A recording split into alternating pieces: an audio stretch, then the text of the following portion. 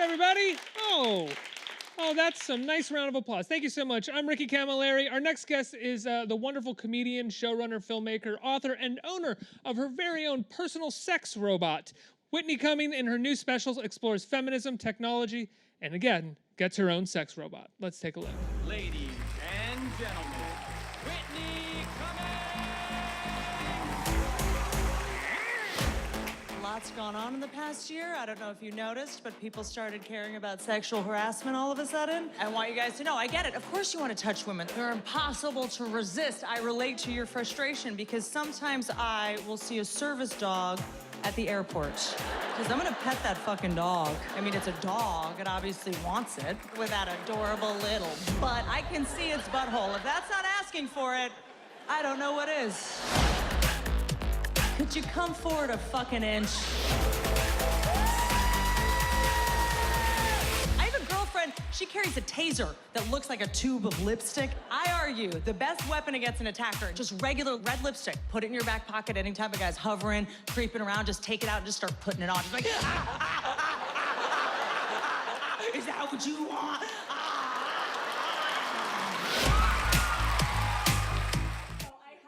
All right, Whitney Cummings. Hello.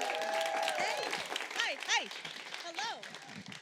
Trapped you to a conversation we couldn't actually have before we started. Sorry. No.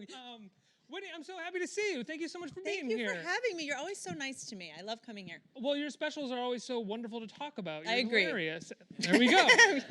Since the last time you were here, you ran a show, you directed a movie, Okay. and you have a new special. Yes, that's sir. That's a lot of stuff. Yes, Adderall works.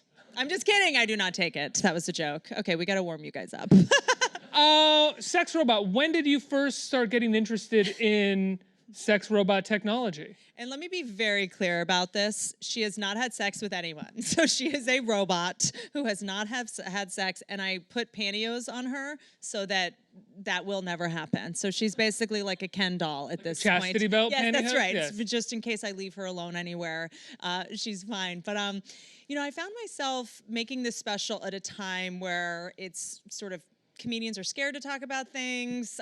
There's a lot of things that are off limits, which is part of the reason I called this Can I Touch It? Because this is the first time I've ever felt torn about touching a certain topic. It was like, can I talk about this? Can I talk about Me Too? Can I talk about Time's Up? Can I talk about harassment? Can I talk about all of this stuff? Because I think with what's going on in our climate, there's so many things that are starting to feel off limits or that we're just fatigued in terms of hearing about them. You know, it used to be like, you know, you go to see a comedian to like watch someone make jokes about the president, you know, now it's all you see all over Twitter and Instagram and memes and late night shows. So I really was like, okay, how am I gonna talk about this in a way that's clever, that's creative, that doesn't feel didactic? No one wants to be preached to, especially when they sign up to watch comedy. So when I was writing jokes about sex robots, I wanted to do my research, notably, because I didn't want to be endorsing something that was like depraved, or I didn't know what people were doing with these things. So I went down to the factory. I thought I was just gonna get a bunch of jokes out of it. And they were like, do you want us to make one of you? And I was like, yeah, obviously. What kind of monster would say no to that? I never thought Is it not part of the budget of your special to make a sex robot for you? I I honestly thought it was. in debt. Please hit my Venmo. No, it was, I ended up having to pay for some of it. Just like, I mean, the wig, and there's a lot that goes into this. I think it's the closest thing I'll ever, you know, be able to, if this is what it's like having a child, I'm out. You have to carry it around everywhere and you brush its hair. It's exhausting. And I went down there, and when they offered to do that, I thought it was just gonna be like a funny Instagram video. I thought it was gonna look like a weird like corpse. Like I didn't realize it was gonna look so good. So once it came out and I saw it and I was with all these people that were like, they were laughing and they were gasping and they were scared and weirded out and creeped out, and everyone had such a complicated, intense reaction. And I think that it's so hard to surprise anyone anymore. Everyone's so numb from the news, and you know, there's so many incredible movies, so many incredible content creators on YouTube. I mean, you can go on YouTube and watch like a panda dancing to Beyonce at this point. Like, we all have to up our game. I mean, you can also go on Twitter and get some of the best jokes there are on Twitter via people who have no careers whatsoever. That's right. Any time of day, Yeah. you know? So I just feel like in terms of the bar to get a reaction out of people is so high now. So I just wanted to do something bold and risky and weird and bizarre. And I didn't think it was going to work. I took her to San Diego and did like a secret show where she came out and the audience went berserk. And I was just like, Is that the clips that we see? yes, Yeah. yes, yeah. You see some of them at the end of the special, me trying her out and it going very wrong. She went rogue a couple times. It was alarming, but I was just like, you know what? I'm kind of at the point with my fourth special. I'm also trying to entertain myself and keep myself interested and engaged. And I just wanted to do something kind of stunty isn't the word, but I think something sort of big and memorable and something just wild and crazy that would keep me engaged. I mean, you can probably tell in the special, I only practiced with her a couple times. Like, I didn't really know what she was going to say or when she was going to say it, and I just wanted to capture that weird energy. You talked about how not necessarily being afraid of the material that you're going to write or the climate that we're in. Did you find at the end of the day, though, that you can still kind of talk about whatever you want to talk about? You just have to think a little bit harder about what the punchline is going to be or who it's going to be about? That's a really good point. Like, I think a lot of comics right now are like, oh, we're not allowed to talk about this, and we're not. I think you just have to be really clever about it. You have to be really smart about it. You have to be really measured about it. I believe that comics can talk about anything as long as they do it with care and dimensionalize it. So that's what I ended up doing with this special is the whole thing is kind of about sexual harassment, because that's, I think, how much real estate a subject that important deserves. So I was like, if I'm going to talk about it, I'm going to talk about it for 50 minutes and really make my point, explore both sides of the argument, and really be fair about it instead of just like the days of, I think, like just cheap jokes at, someone vulnerable's expense, I think are maybe over, and that might be okay. For the better. Yeah, I think that's not a bad thing.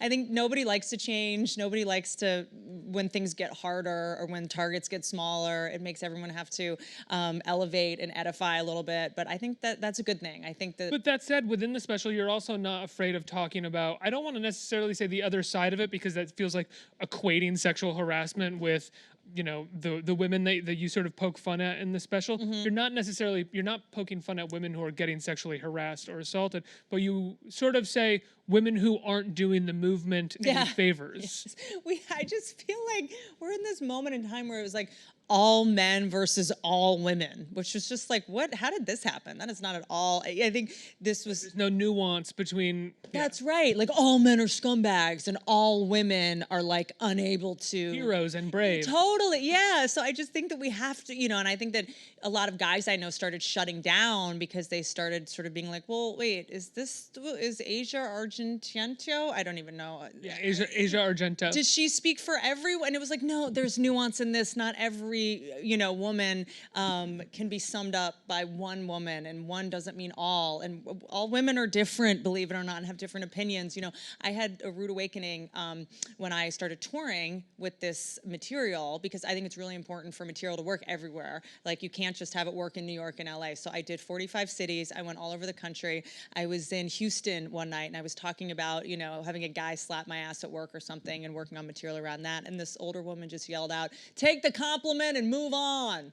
And I was kind of like, I don't have to agree with you, but like, okay, we have different takes on this, and that's okay. I think that, what I would love to see is that for us to all make space for women that maybe disagree and have different points of view. And that doesn't mean you're a bad feminist. That doesn't mean, you're a bad person, but we're allowed to have different experiences and different opinions. And I think that walking on eggshells around all women is not the solution either, because I think a lot of people feel like shut down, like they can't ask questions and they can't be wrong or make mistakes. But there's no room for conversation in all of it, which is like, even when there is no gray area, there should be a place to talk about it. Yeah, yeah. I mean, I think one of the issues is that people try to talk about it on Twitter, and it's like, why would you even do that? That's not a place where you're going to have a conversation with anyone. You're just going to get yelled at, and you're going to yell back, and it's going to confirm all of your fears and biases about an inability to talk. So smart. It's such a smart way to put it. And I just felt like, you know, because in Twitter, you're in your echo chamber, you know, and I read the statistic that 2% of people on Twitter generate 80% of the tweets.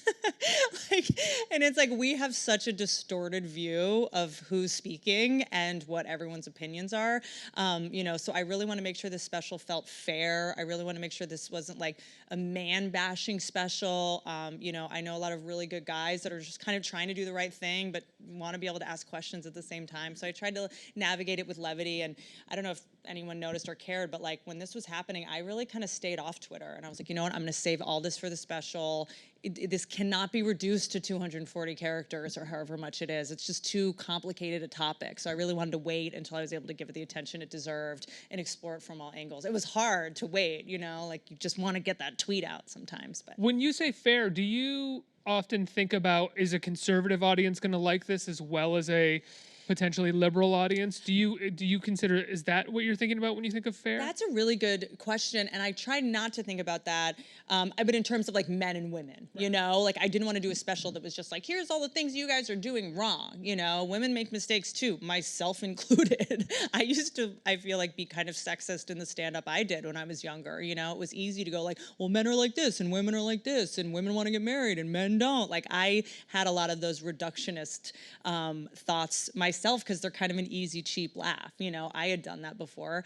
So I just didn't want to do that in this special, certainly, because I think that what we think is funny really is changing, and I'm changing and evolving, you know, and I want my comedy to be as adult as I am, you know, even though sometimes it's tempting to go back to, you know, the sort of cheap laughs. Well, you're getting older and smarter, and you're getting to this place where probably as a comic you can explore more on stage and I find think all of us, you know, comics, I think sometimes we struggle with playing to the top of our intelligence because we also self-deprecate, you know, so I think it's always a challenge to go, okay, just because this got a laugh doesn't mean I should put it in the special. So that's really what this special was about, was keeping everything smart, keeping everything tight. But in terms of conservative and liberal audiences, like I really wanted this to be able to appeal to everyone. I wanted everyone to be able to have 1 hour they could go watch something and not have to think about politics, because I think right now, like, laughter is kind of the one thing we all can unite over.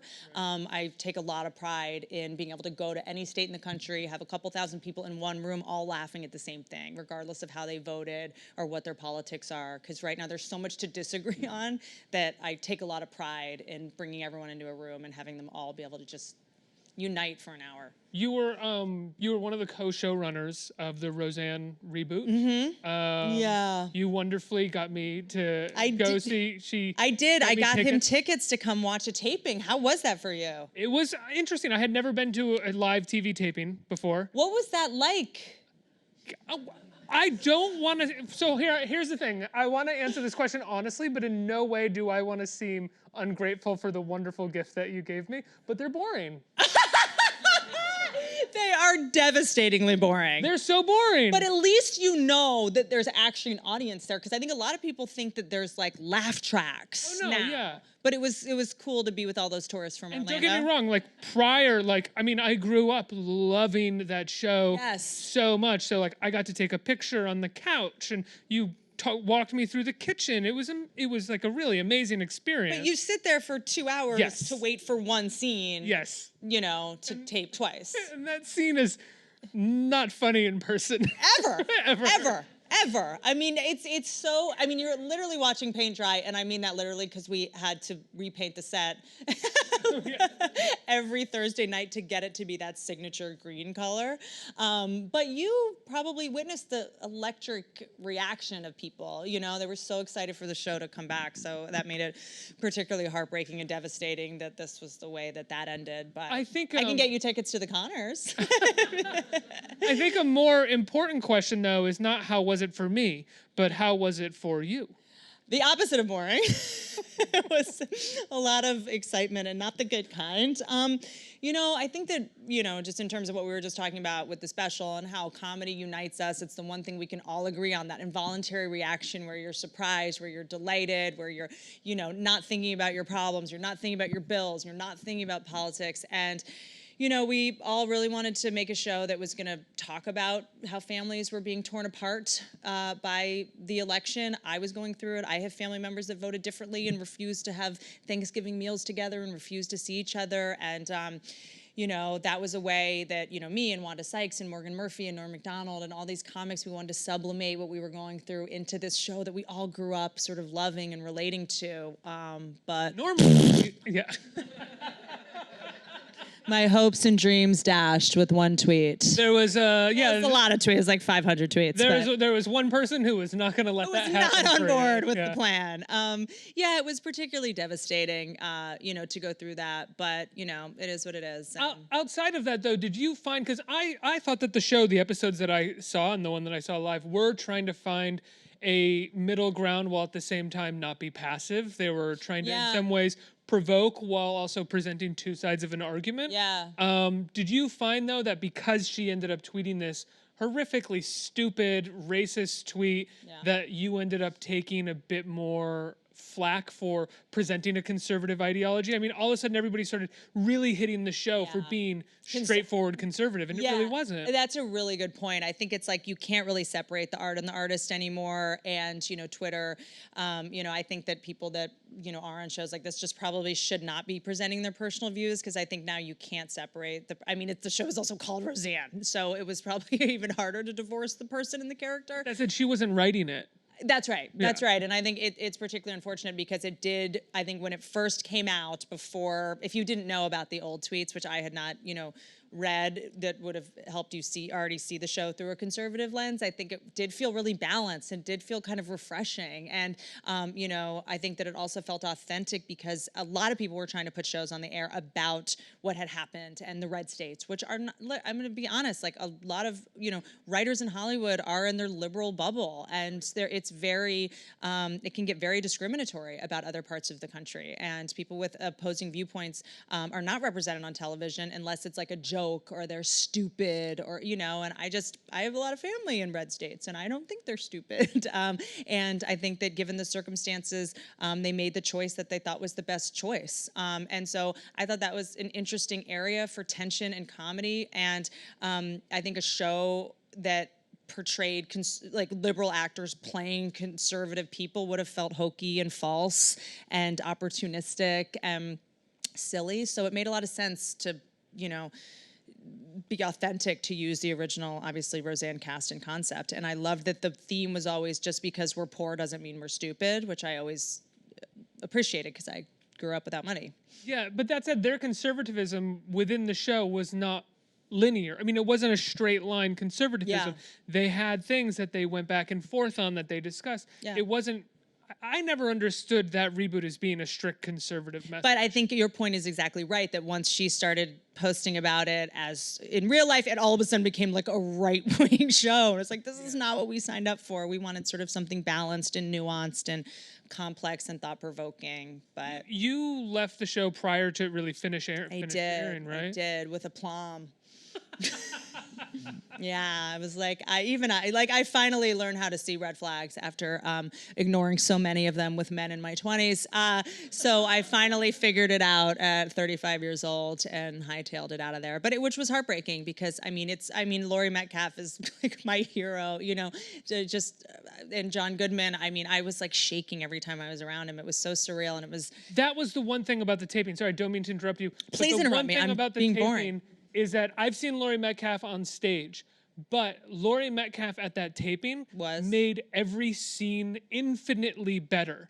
It was shocking. It was like jaw-dropping to watch her. The writing was flawless. Yes. But Roseanne, Roseanne does not act. right? Like Roseanne, what's fun about Roseanne is that it's her personality. Yes, that's right. And like that's kind of right. what carries it, and she's just Yes. naturally funny. Yes. But Laurie Metcalf is maybe the most gifted actress there is. Never seen anything like it. So in multicams, there's even more boring days, believe it or not, than tape night, which are rehearsal days, and the actors are just working through it, and everyone kind of messes around, and they're sort of cold reading because they know that the lines might change a little bit. You walk down there, Laurie Metcalf, who could phone it in or fake it, and we'd all still give her all the awards. She's in her Steppenwolf hoodie, reading the lines, working out her blocking, like she is, and then she does the performance. It's brilliant. You're speechless with how breathtaking it is. And she's like, sorry, I wish I had a little more time to make this good. And you're like, if this is your version of bad, I just should go to law school. I love her. She's amazing. The greatest. Back to the special. You come back to DC for the special, right? I did. Your first special recorded in DC? I did my first special there. The first one like 10 years ago. I came back and did it again. And just so you know, it's not just a robot. There's like 50 minutes of stand-up comedy before the robot. I'm not a ventriloquist act at this point. It does feel a little like I'm Penn and Teller. Please become a ventriloquist actor. But yeah, so you know, it's tricky subject matter, and I'm really excited to see how everybody feels about it, because it was definitely cathartic to me to be able to laugh about this stuff. There's so much dark stuff going on in the news right now. I feel like we have to be able to laugh. We have to have some levity. You know, we have to not take ourselves so seriously, or else, you know. One of the things that you say in the special, pretty close to the beginning, is you talk about how no one has ever cared what women thought before, and this is like a huge change. I'm wondering if that also feels like a responsibility, or if that responsibility itself should not be placed on women. I don't think so, you know, and I think we have to remember, like, we've forgotten about like jokes. Right. Like people are just like, well, that's irresponsible to say. It's like, I'm joking, you know. And I think that you know, I think watching this special will help everyone to be able to laugh about some of this kind of stuff, because I remember finding myself being like, oh my God, men, you know, people finally care what we say, and I'm in my Rosé All Day tank top. Maybe I should put on a blazer. Like, it's our moment, you know? You know what's so strange though about, and it's not finally caring what women have to say, is something that I've noticed on the red carpets, right? Yeah. When I was growing up and I was like, I loved politics and I loved movies, and I would be like, why don't they have real conversations with these people on the red carpet? Yeah. And then about 4 years ago, it was like, all the actresses were like, gotta have real conversations on the red carpets. And then a year ago or 2 years ago, it was like, Ryan Seacrest trying to have real political conversations on the red carpet. And I was like, don't do this. This is awful.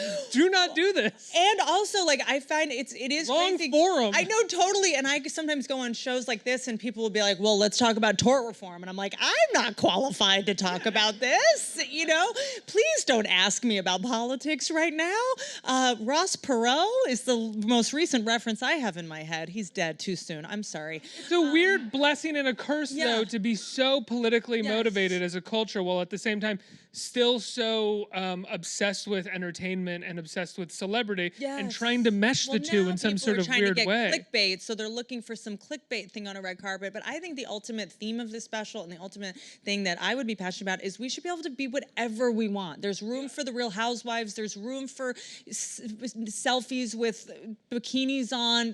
You just be whoever you are and be authentic. I personally felt pressure when this moment happened to really pull it together and, you know, be whatever, some respectable version of what a woman should be. And then I was like, no, I should be able to just be whoever I want. And I think that's what this moment is about, that whoever you are accepted and you are embraced, and you're not judged or shamed, whatever that iteration is.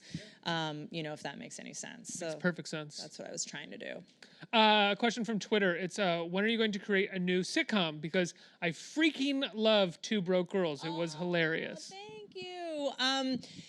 Soon. I just created one with Lee Daniels, and we just shot a pilot for Amazon with Lisa Kudrow, my favorite actress on the planet, and Greg Kinnear and Martin Short, and we'll see what happens. I feel like as soon as I figured out how like the TV business worked, it completely changed. And I'm like, are we making this for Instagram? Is this on Snapchat? Do people watch TV? You're probably watching this on your phone Facebook right Watch. now. What do you people want? Pick a freaking channel. You know, so I find that I keep trying to make shows, but you have to now make them for the shape that you guys watch them in on your phone. I'm like, do we shoot this horizontal? I'm so do we have to have dog ears? What is this? It's also probably weird to go from something like Two Broke Girls, where at the beginning of its launch, right, had millions of viewers because it was on CBS. That's right. To making something for Amazon where they're going to be like, 250,000 views, it's a hit.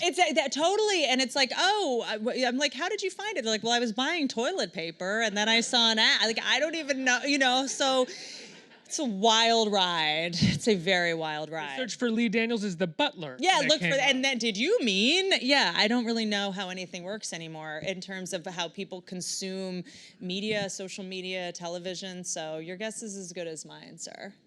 A couple questions. I'm gonna end up being a Two Broke Girl if I don't get another show on the air. Right here, hi. Here. Hi. Hi, how are you? Good. You are amazing. I'm kind of nervous. I don't know why. I'm a comedian too. So everybody always telling me that I need to find my voice. So, but I feel that I already had my own voice. But everybody said that, oh, you're not there yet. How do other people know your voice more than you do? That's Who are these monsters that's what you're hanging out with? Exactly. So, other comedians. Oh yeah, okay, of course, that makes a lot of sense. Saboteurs.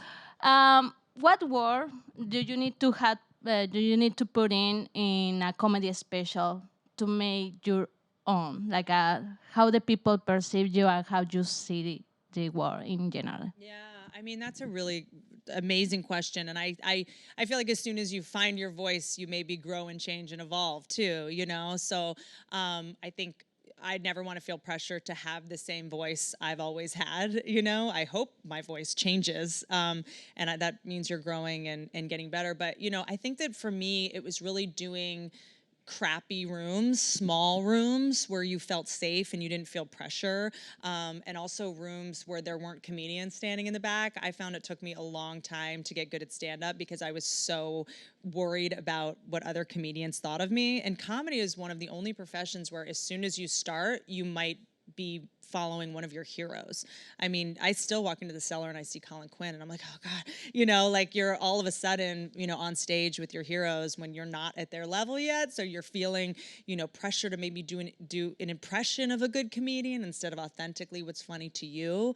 So that's what I would say. I would say make yourself laugh first and make your friends laugh that are not comics, because do not try to impress comedians. They they're dead inside. They're numb. That is not the person to take advice from. And like, just make your friends laugh, because the majority of people are not dead inside comedians who want you to fail.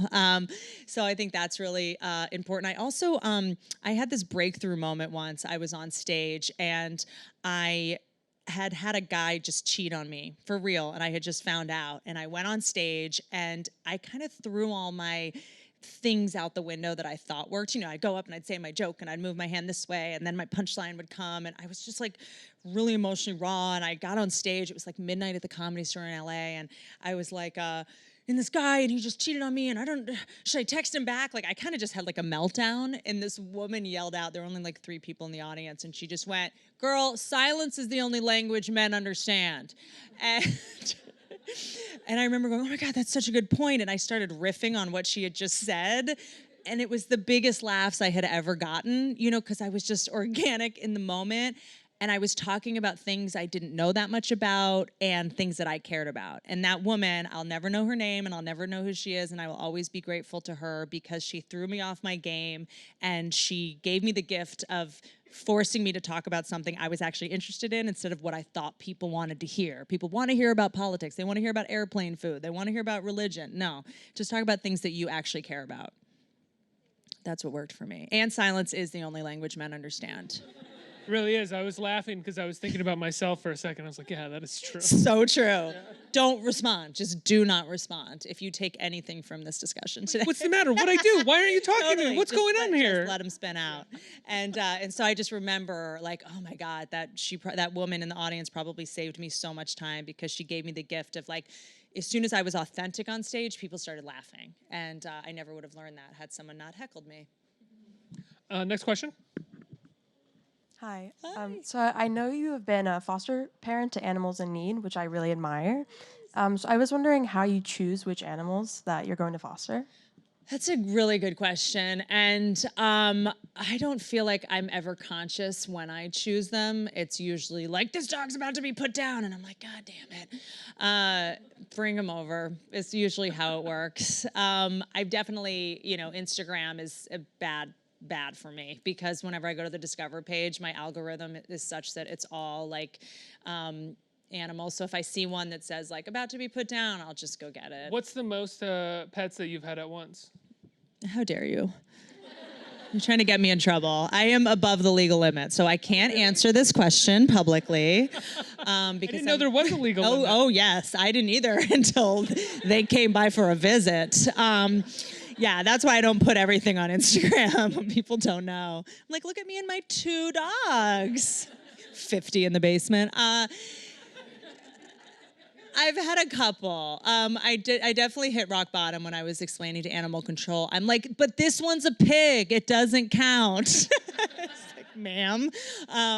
So I did get a kennel license for my home, so I now can take more in. So it's usually like anywhere between 5 and 12 at a time.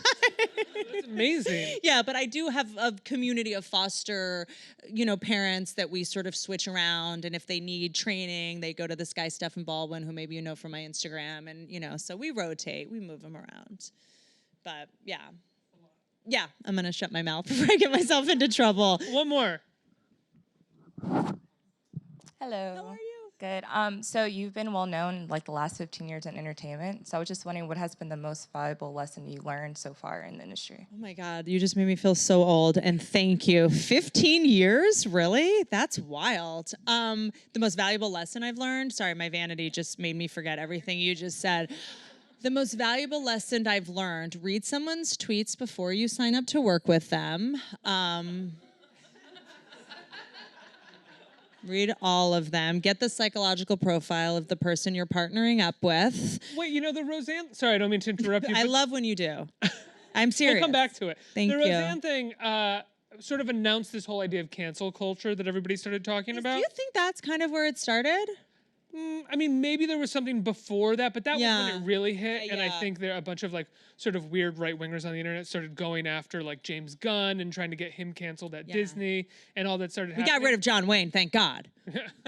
Remember that? They were like, John Wayne canceled. I was like, okay. Yeah, he's dead, guys. Yeah, like, all right. Like, that was really a thorn in my side. Yeah, we really needed to take care of that like, one. thank God. Once and for all, he's gone. Because no one knew that the star of The Searchers was racist. Like, sorry. I mean, yeah, it's kind of obvious. But what are your thoughts on it? Did you think that it was? I mean, with Roseanne, obviously that's your job. You can't really comment on it. But is there a part of cancel culture that is legitimate? Yes, I think it's really important that if someone is phobic or racist, we make a point publicly that is not okay. I don't think public shaming is always bad. Public shaming has served a very important purpose in our species for a long time. It's if somebody's creepy or somebody does something. What happened with Harvey Weinstein? Like that was long overdue.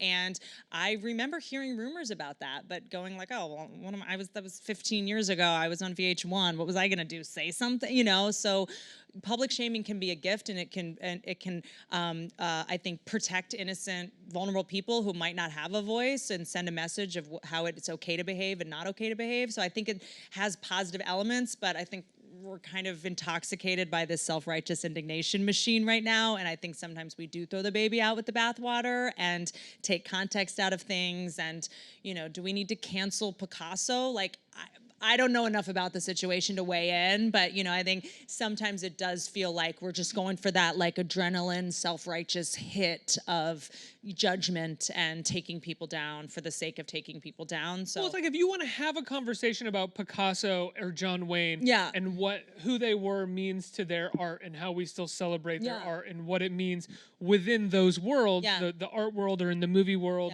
like let's have that conversation. But let's not just cancel them. Like, what do we I think get out erasing them, erasing history is really dangerous too. I think it's important to teach especially young people, this is what this person did, and just because he is talented and brilliant doesn't mean his behavior was okay. That's the narrative. I don't care how talented you are, I don't care how funny you are, I don't care how brilliant you are, you still don't get to behave like this, so let's shame this person responsibly. Responsible shaming is what I like to do. But if we just delete Picasso and don't teach him at all, then how are we going to learn how we're supposed to behave, you know? So I think that as someone who can't afford a Picasso at all, I guess. Who cares? Yeah, who cares? But yeah, so I think it's always a line. Back to your 15 years in the industry. Oh my gosh. Nightmare. And the most important lessons that you've learned. I think that I think for me, I think it's important. I think the biggest lesson, at least recently, is if you do have a platform, use it responsibly. You know, I think just what's gone on in the last couple of years, something I've learned is, you know, silence. It's important to stay in your lane, I think, as an artist, and sublimate what you want to say in the way you're best at saying it, but also, you know, if you have a platform, it's also important in these times to use it and use it responsibly and not be a part of the problem. So that's the boring one. And the other thing is to never do anything out of obligation, because it's going to show in the work. There's times you're offered money that you never thought you'd make. I've taken jobs that I knew from the beginning it wasn't right, and I did it for the wrong reasons, and I really regret those. And they ended up not going anywhere because my heart wasn't really in it. So I think it would be to creatively take the jobs that you would do for free, because those are actually going to, I mean, Two Broke Girls, I would have worked with Michael Patrick King for free. Like, I just wanted to meet Michael Patrick King. Like, I was just so excited. And that's the one that ended up going so well. So you might not get the check the day you do it, but I think it'll be more fruitful if it's something your heart's actually in. Can I Touch It is now streaming on Netflix, right? Yes, it is now streaming. Now streaming. Is that what the on kids say? phones or Unless it says there. That's what Netflix tells us. I don't know what your algorithm is all about, but if you don't like women or robots or comedy, it might not be in your Netflix. Yeah, don't tune in if you don't like those Yeah, things. you're But if gonna you have do to like search. those things, it's extremely funny and very well done. Whitney Cummings, everybody. Appreciate that.